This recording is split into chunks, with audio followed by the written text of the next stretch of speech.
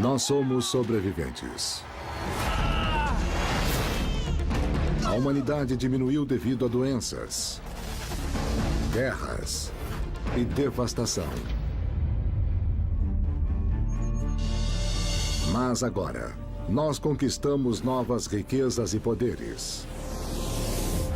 Nós estamos além do mundo que conhecemos. E juntos, vamos nos levantar de novo.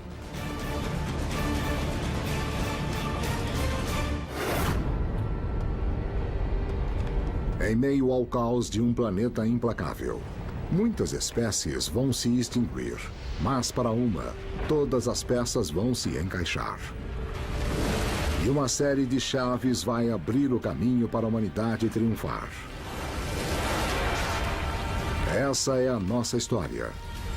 A história de todos nós. –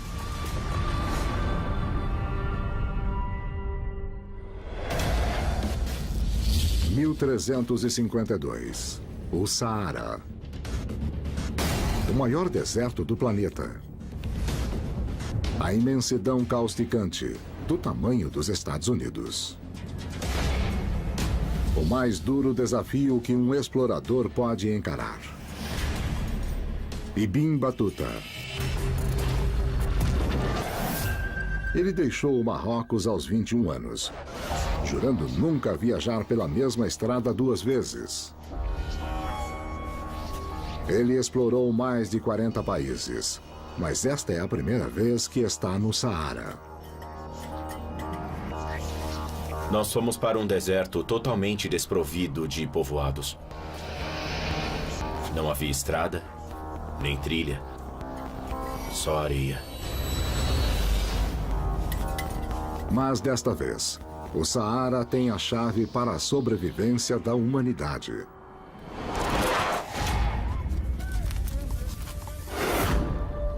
A peste devasta a Ásia, Europa e o Oriente Médio. Já matou a metade da população mundial em Damasco, Síria. Ibn Battuta registra 2.400 mortes em um único dia. Mas o Saara é uma barreira contra a pandemia. Com temperaturas de até 57 graus Celsius, a peste não pode sobreviver no calor do deserto.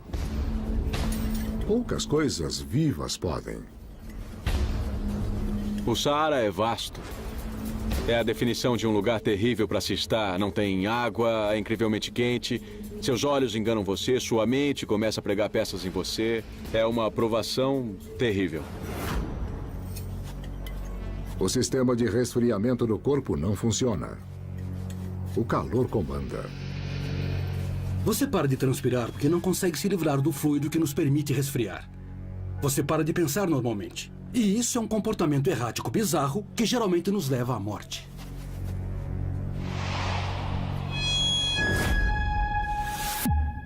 A vida de Ibn Battuta está nas mãos de seus companheiros de viagem, os tuaregues.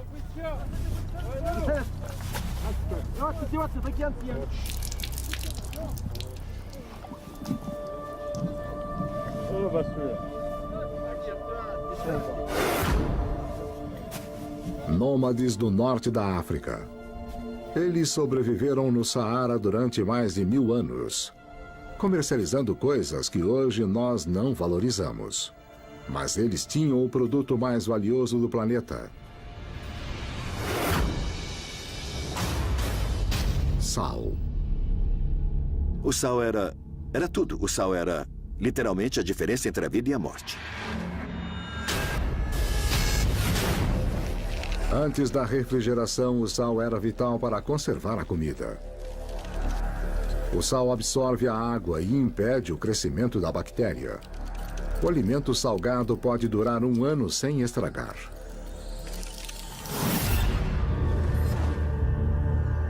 O acesso ao sal determinava se você seria poderoso ou não. Não posso enviar um exército através da água ou a grandes distâncias sem provisões. E as provisões deles se estragariam se não fossem salgadas. Os tuaregues descobriram um rico suprimento debaixo de seus pés. Há milhões de anos, o Saara era um mar. Com a evaporação da água, ele deixou para trás grandes depósitos de sal. O sal comercializado pelos tuaregues é o seu meio de vida. Eles retiraram o sal de Tagaza, no meio do Saara. Daí levam para o sul, a centenas de quilômetros, para os mercados das grandes cidades do Império Mali, como Djenne, Gao e Timbuktu.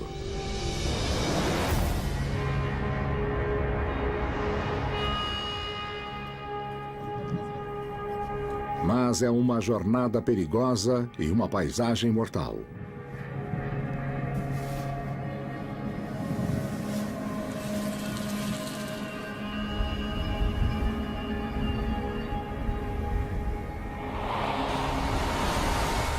O maior temor do viajante era a tempestade de areia.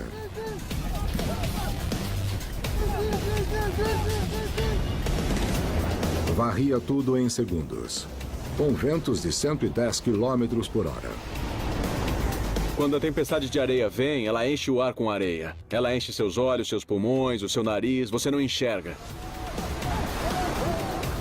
O vento e a areia podem tirar a pintura de um carro. Você tem que achar um abrigo ou vai morrer.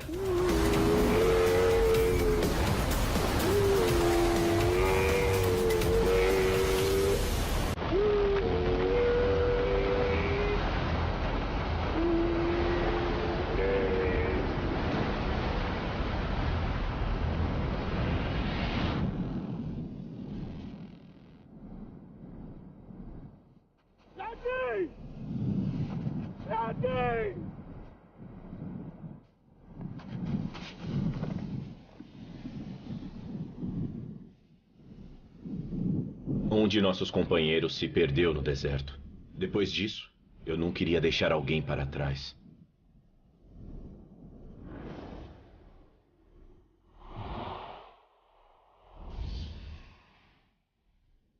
Após 2 meses no Saara, os camelos de Ibn Battuta chegam ao seu destino.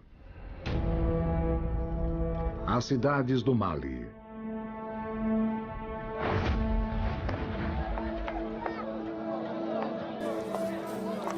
Os viajantes não têm nada a temer. Eles me deram comida de presente e me trataram com muita generosidade. Que Deus os recompense por sua bondade. Os mercadores tuaregues agora podem comercializar sua carga preciosa. No Mali, existe demanda por sal. Ele é trocado por ouro.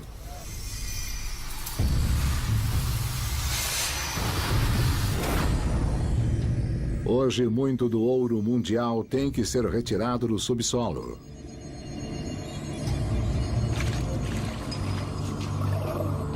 No Mali, ele está no fundo do leito do rio Níger.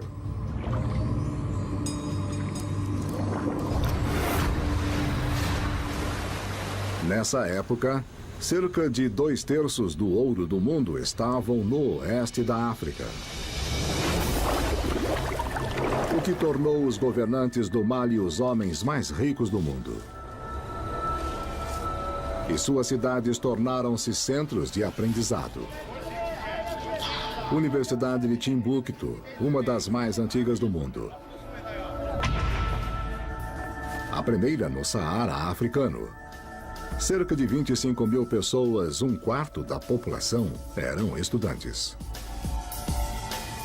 Mais de 300 mil pergaminhos. Uma das maiores bibliotecas do mundo islâmico. Os estudiosos de muitos lugares iam para lá para estudar os pergaminhos. Era a maior rede do mundo. era o lugar onde estava a informação. Esta é a África da Época de Ouro.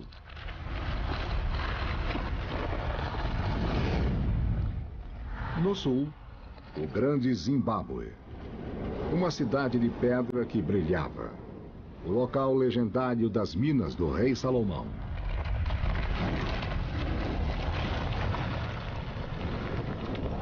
Nas terras altas da Etiópia, um antigo império cristão clama que descende da rainha de Sabá.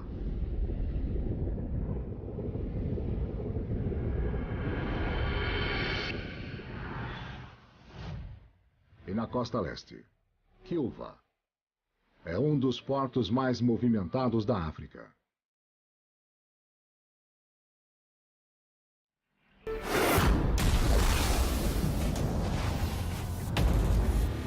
Ibn Battuta irá retornar ao Marrocos e escrever sobre a sobrevivência em Timbuktu e sobre as riquezas da África. Os tuaregues vão levar seu ouro através do Saara. Seu destino, cruzar o Mediterrâneo para chegar à Europa. O ouro africano vai ajudar a financiar a maior explosão de ideias que o mundo ocidental jamais tinha visto. Alguns homens se tornarão ricos e outros imprudentes.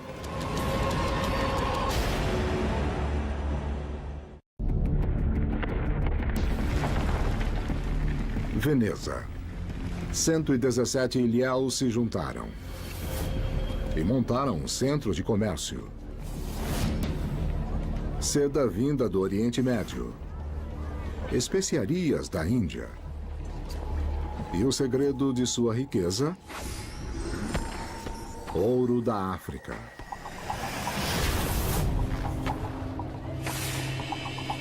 Um jovem veneziano, Pietro Venier, espera ficar rico como sócio de um banco dos irmãos Priuli.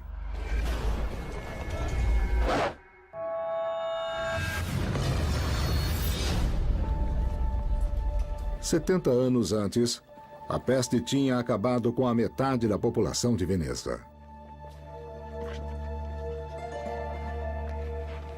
Mas na história da humanidade, o desastre cria novas oportunidades.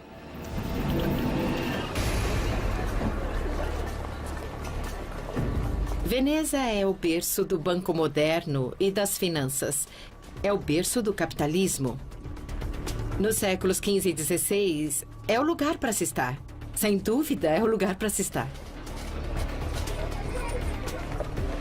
Em Veneza, o ouro africano é transformado em ducados, uma moeda internacional. Os mercadores guardavam seus ducados com homens como Pietro Venier. Os bancos modernos começam na Itália. Os seus bancos, Bank, o dinheiro trocava de mãos.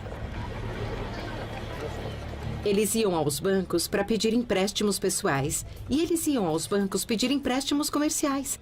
As razões pelas quais vamos aos bancos hoje.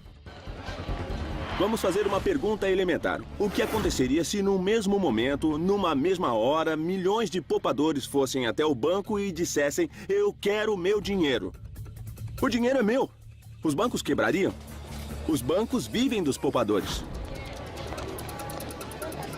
Mas Veneza é um imã para os menos favorecidos, atraídos pela riqueza. Enrico.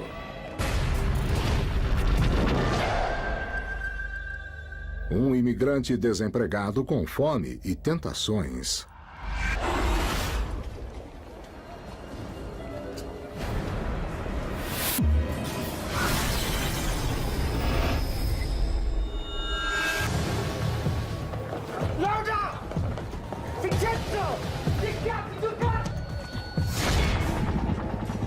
$340 ducados.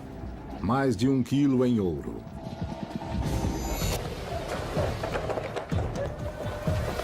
Pietro Venier não tem escolha. Ele precisa pegá-lo.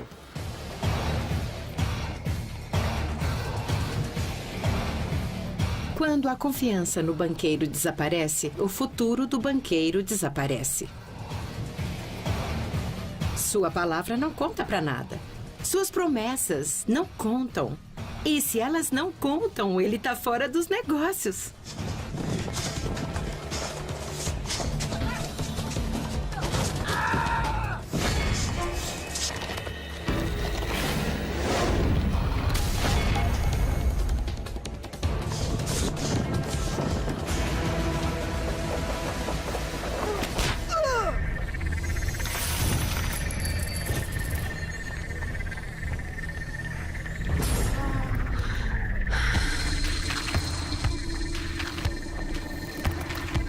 As autoridades enforcam Enrico.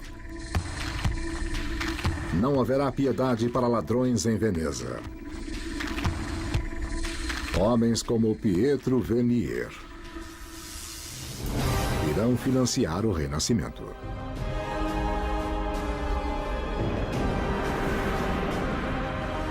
O maior florescimento do aprendizado e da cultura que a humanidade jamais viu.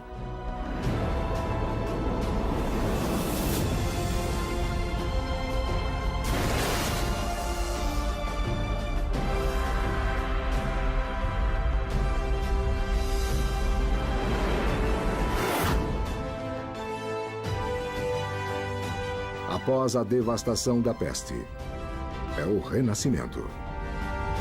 Nós tínhamos trabalhos em arte, na arquitetura, palácios, escolas, academias.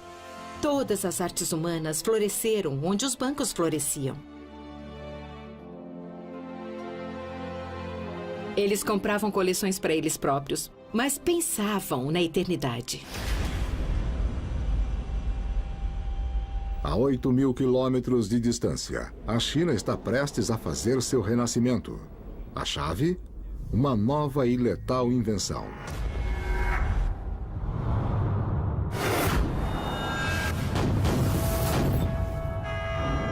Por 1 século e meio, os mongóis tinham governado a China.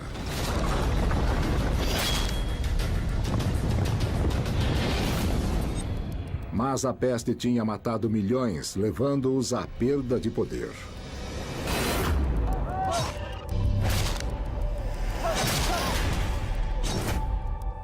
Em 1356. Fora de Nanjing, um grupo de 3 pessoas prepara uma revolução. Seu líder, Zhu Yanzhang. Nascido muito pobre. Deixado órfão pela peste. Zhu Yanzhang era um camponês. Ele era um homem comum, mas tinha um ímpeto extraordinário. Seus homens chamavam a si mesmos de turbantes vermelhos. Os camponeses transformaram-se em rebeldes. O povo não tinha nada para comer. E quando o líder rebelde chegou e disse: "Vou libertá-los dos mongóis", eles ficaram muito entusiasmados. A inteligência do ser humano está mais além do que compreendemos como um processo de conhecimento intelectual, científico, filosófico e racional. Ela vai resolver os problemas, os conflitos. Ao lado dele, sua jovem esposa Ma. Filha de um guerreiro, parceira na revolução. Ma e Zhu eram um casal dos deuses. E juntos, eles eram parceiros perfeitos nessa rebelião. O terceiro membro do grupo, Zhao Yu. Um mestre artesão, perito em armas.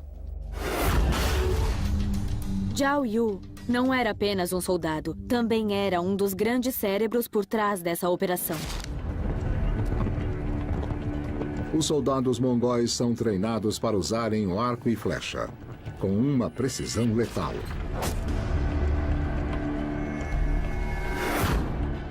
A resposta de Zhao pólvora. Descoberta 300 anos antes pelos mongóis chineses que buscavam o elixir da vida. É uma novidade, usada principalmente em fogos de artifício, até que seu poder é descoberto. É um explosivo.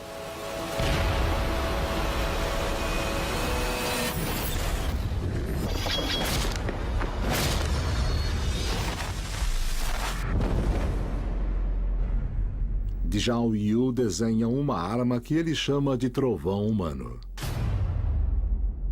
Uma pequena pedra, impulsionada por uma carga explosiva. Uma combinação letal.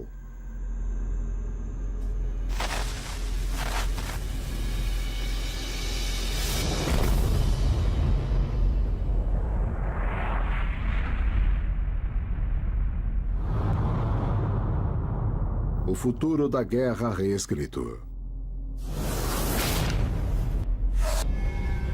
O poder vai transformar seu mundo.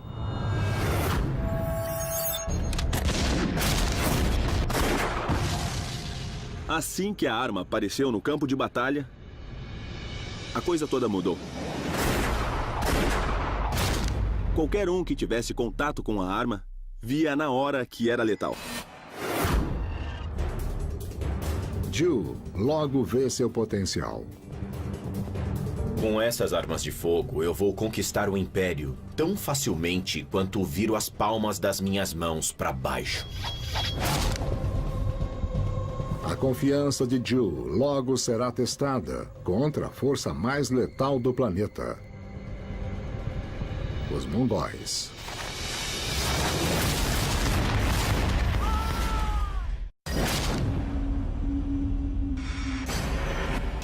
$150 anos depois de Gengis Khan invadir sua terra natal, Zhu Yanzhan lidera os turbantes vermelhos para a cidade de Nanjing. Um exército de camponeses que quer tirar os mongóis da China. O segredo de sua estratégia. Uma arma que irá mudar a humanidade. A arma de fogo.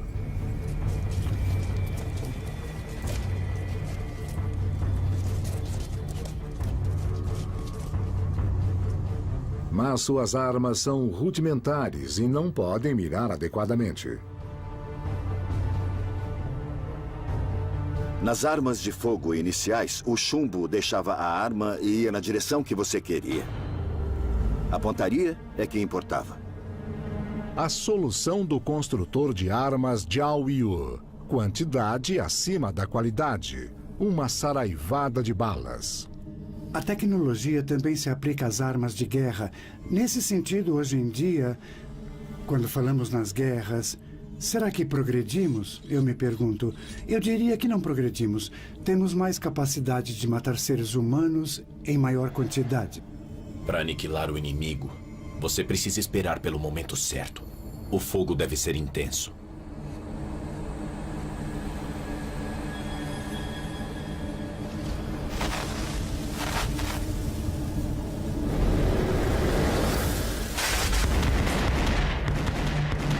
Uma arma de fogo não faz diferença, mas centenas de armas de fogo fazem uma diferença brutal e 1000 fazem ainda mais. Deve ter sido extremamente confuso e extremamente assustador. A tecnologia não tem valor ético. A tecnologia só dá poder. E o poder é eticamente neutro. Quem não é eticamente neutro é a pessoa que a usa. Esse é um jogo que muda tudo. As defesas da velha escola, a tecnologia da velha escola, não são mais efetivas contra a arma de fogo. As armas de Zhao Yu estão no campo de batalha. O que permite que um grupo de rebeldes enfrente o exército mais letal do mundo.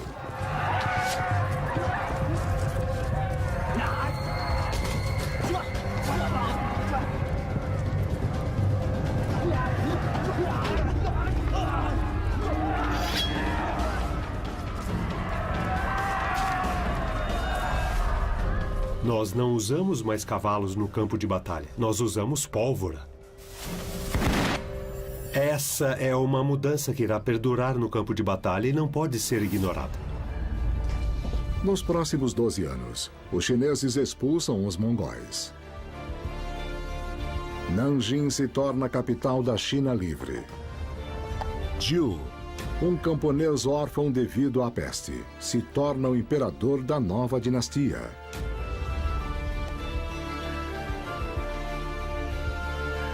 E sua esposa, Ma, é a imperatriz e a mulher mais poderosa do planeta. Quando Zhu Yanzhan funda a sua dinastia, ele a chama de Ming, que significa brilhante. Os mongóis são a escuridão e ele é a luz. A dinastia Ming dura 300 anos. Seus governantes vivem na cidade proibida, um vasto complexo de palácios. Ninguém pode entrar ou sair sem a permissão do imperador.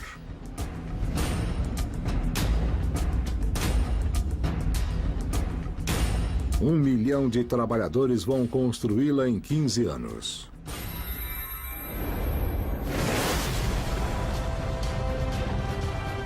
Nas fronteiras da China, um projeto de engenharia ainda maior. A maior estrutura de defesa do mundo. Começou com o primeiro imperador da China e foi completado pela dinastia Ming. Tem mais de 6.000 quilômetros de comprimento e mais de 7 metros de altura. A Grande Muralha da China.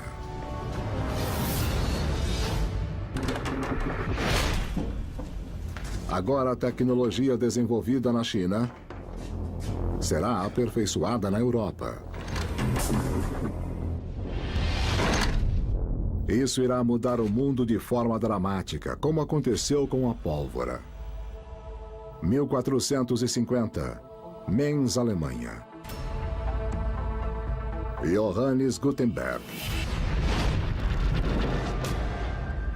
Ourives, empreendedor, inventor da prensa. Ainda é uma das maiores histórias na história das invenções. Pense no enorme impacto que ela teve. É muito difícil subestimá-la. Quem lê em silêncio, lê mais rapidamente. Mas quem realmente multiplicou a velocidade de leitura foi Gutenberg. No século XV, na Europa, os livros estão ao alcance do clero e dos ricos. Com a escrita à mão. E muito trabalho. Levou 3 anos para produzir uma cópia da Bíblia.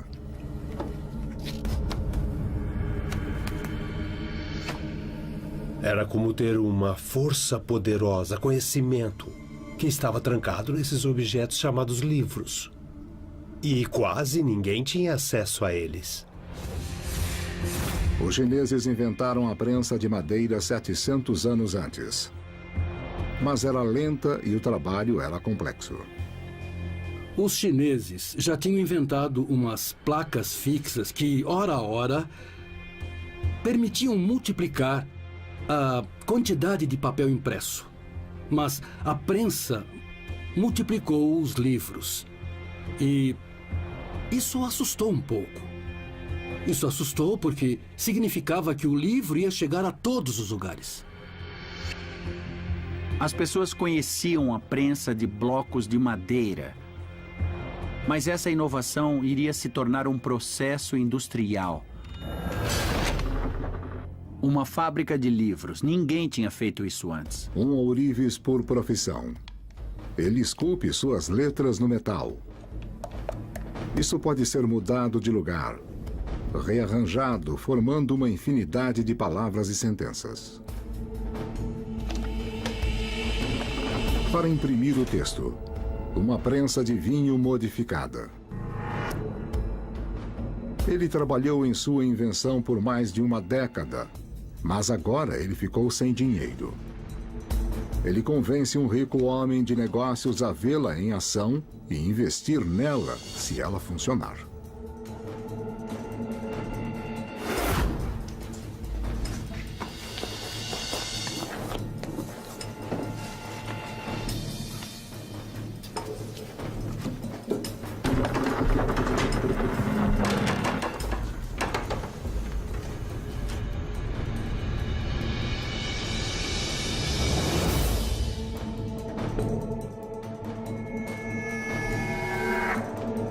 Assim que alinhava o tipo na página, uma pessoa podia imprimir dúzias de páginas ou 1000 páginas. Isso não importava. A era da informação começa aqui. As primeiras imprensas, os primeiros jornais, foram esparsos, mas fundamentais, porque permitiam que, num continente tão grande, as pessoas tivessem notícias das ideias de outros lugares. Cada página impressa nos últimos 500 anos se deve à invenção de Gutenberg.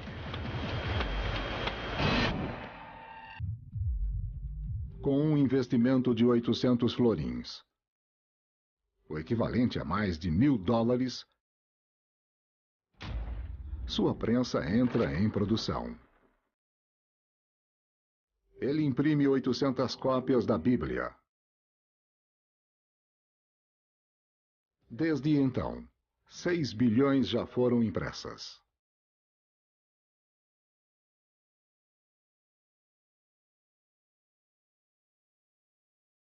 Agora os livros podem ser produzidos 1000 vezes mais rápido do que antes. 20 milhões são impressos em 50 anos. Assim que o conhecimento começa a se espalhar, fica ao alcance das pessoas comuns como nunca tínhamos visto na história humana. O paralelo que é possível fazer com a internet é uma boa analogia. Agora um livro vai inspirar um homem a se aventurar a atravessar um oceano e mudar o futuro da humanidade.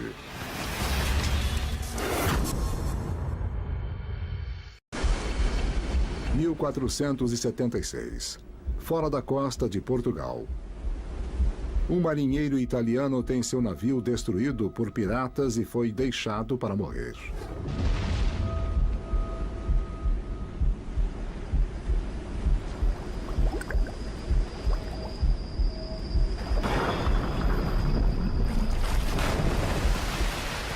Seu nome: Cristóvão Colombo. Um sonhador que irá unir um mundo dividido. Ele acredita que foi salvo por Deus por um motivo especial. Em certos casos, um indivíduo tem um enorme impacto. E Colombo é o puro exemplo disso. A história faz registros dos líderes guerreiros, mas a verdade é que existe outros líderes que são verdadeiros mitos que marcaram a história da humanidade. Ele se estabelece em Lisboa, Portugal. Olá, tudo bem? Com a ajuda de seu irmão Bartolomeu, ele começa a perseguir seu sonho. Me diga o que tenho que saber. Sim. Ele era um sujeito que tinha muita ambição pessoal. Ele realmente queria tirar sua família da pobreza e se tornar um aristocrata, se tornar um cavalheiro. Seu sonho foi inspirado em um livro, escrito 200 anos antes. Mas graças à prensa, ele se tornou um best-seller. Depois da Bíblia, foi o livro mais lido na Europa. As Maravilhas do Mundo, de Marco Polo.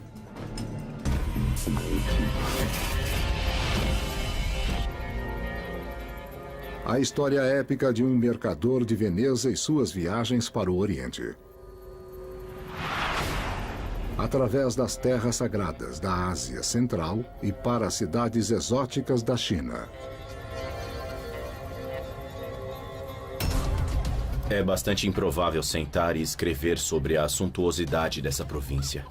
Aqui eles têm tecidos com ouro, assim como todos os tipos de tecidos em seda. A cidade tem mercadores muito ricos e um número incalculável de pessoas.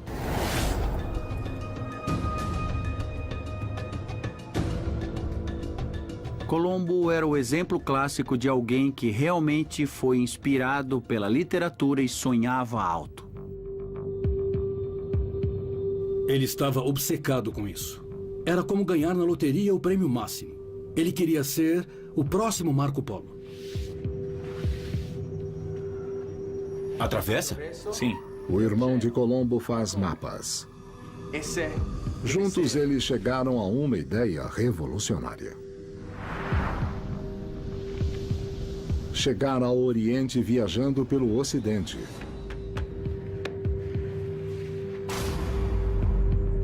Não por terra, como Marco Polo, mas pelo mar. É uma grande oportunidade, é uma coisa maravilhosa fazer parte disso. Quando eu penso nisso, é uma grande emoção. Quem fazia mapas na época não sabia nada sobre as Américas. Para eles, esse continente nem existia.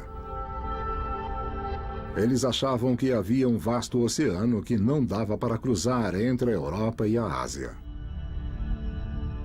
Colombo acha que eles estão errados, que o mundo é menor do que eles pensam. Seria muito mais fácil navegar da Europa até a China. Quando Colombo disse vamos para o Oriente, eles tinham uma imagem da Terra em suas mentes, daí disseram, você está louco? Não! Por mais de uma década, Colombo tentou financiar sua empreitada maluca. Ele foi rejeitado pelos governantes de Portugal, Veneza e Gênova. Mas o poder na Europa está mudando. Você! Com a ajuda da arma. Não permaneceu um segredo dos chineses. Os chineses inventaram a primeira arma de fogo. Em 40 anos, ela já tinha se espalhado por toda a Europa. Nenhuma invenção tinha se propagado tão rápido em toda a história do mundo.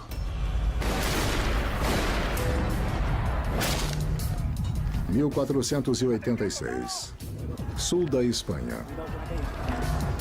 130 anos após os Turbantes Vermelhos, outro exército rebelde luta pela independência. Usando a arma de última geração. O arcabuz.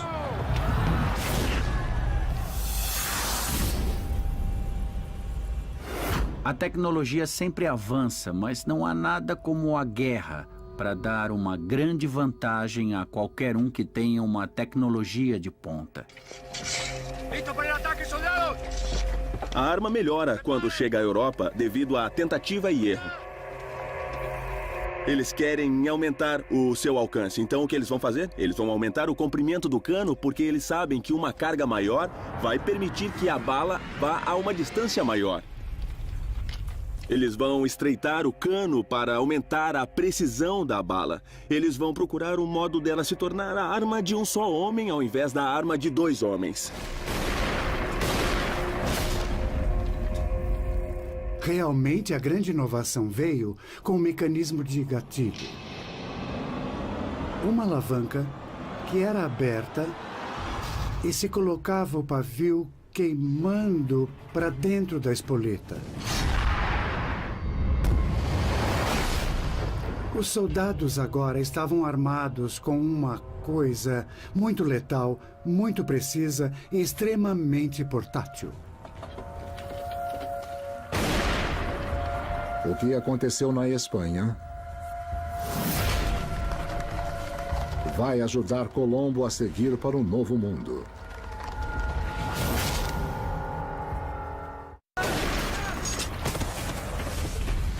Ilora, sul da Espanha. 1486. Um exército espanhol nas muralhas de uma fortaleza islâmica. A linha de frente de uma guerra religiosa que vai moldar o futuro da humanidade. Por mais de 700 anos, a Espanha tem sido governada pelos mouros, muçulmanos do norte da África. Eles criaram suas próprias cidades, com sua própria arquitetura, centros de aprendizado, preservando o conhecimento do mundo antigo.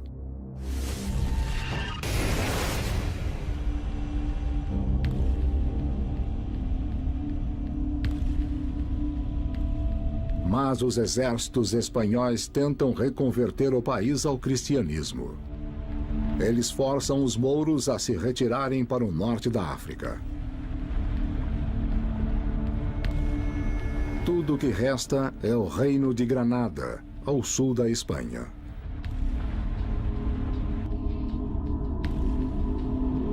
A chave para conquistar Granada, a fortaleza de Ilora. Para os espanhóis reclamarem sua cidade, eles precisam derrotar essa fortaleza moura. Um capitão espanhol, Gonzalo Fernández de Córdoba. Jovem, ambicioso. Conhecido na corte como o Príncipe dos Cavaleiros. Córdoba irá se tornar um dos maiores generais da Espanha, um gênio da tática. E um campeão no arcabuz.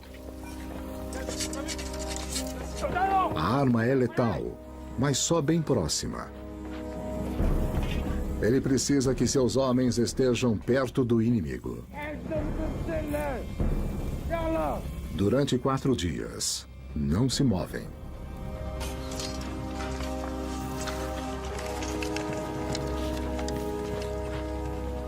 Agora ele lidera uma nova agressão.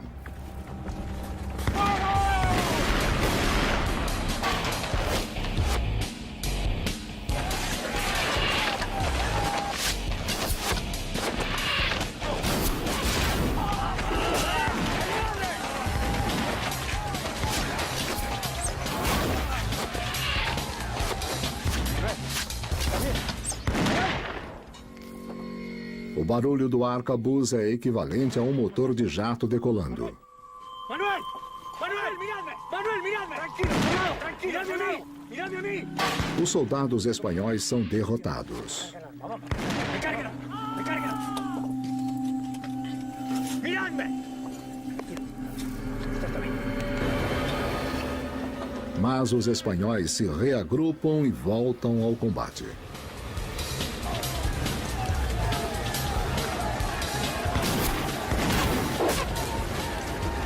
Quanto mais perto chegam, mais efetivas são suas armas.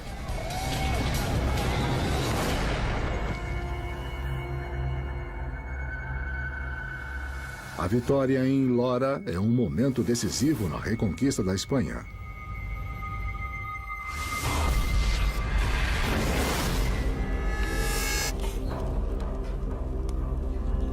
Nos próximos 6 anos, cidade após cidade se rendem aos espanhóis. 2 de janeiro de 1492. Um dia que irá mudar o destino da humanidade. Os reis espanhóis, Fernando e Isabel, entram triunfantes em Granada. González de Córdoba ajuda a negociar a rendição dos mouros. Um cronista espanhol chama isso de o dia mais abençoado que existiu. Em meio ao povo, um homem vê sua oportunidade. Cristóvão Colombo.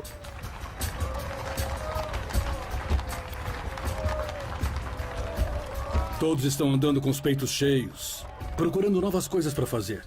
E agora que temos nosso país de volta, podemos começar a comercializar itens de luxo com a China. E Colombo vai nos mostrar como fazer isso. As tentações do comércio de luxo e as coisas não tão luxuosas como o açúcar, o sal e as especiarias que chegavam do Oriente e que iriam manter um grande interesse pelo Oriente. E quando aconteceu o cerco para a retomada de Constantinopla e toda a sua área turca por parte dos turcos muçulmanos, foi a partir daí que houve um impulso para a viagem para a América. A Espanha é um novo poder na Europa. Fernando e Isabel podem financiar o sonho de Colombo. Ele navegará sob a bandeira espanhola.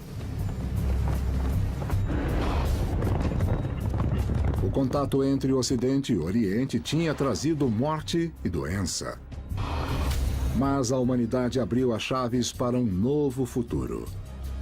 Trabalhar o poder do ouro. Pólvora.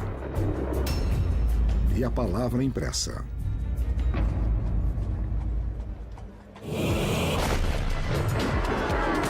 A história é feita pelo povo com suas ideias e espírito de aventura. Pessoas que veem a oportunidade onde outras veem o perigo. Uma nova era está chegando para reunir o mundo dividido.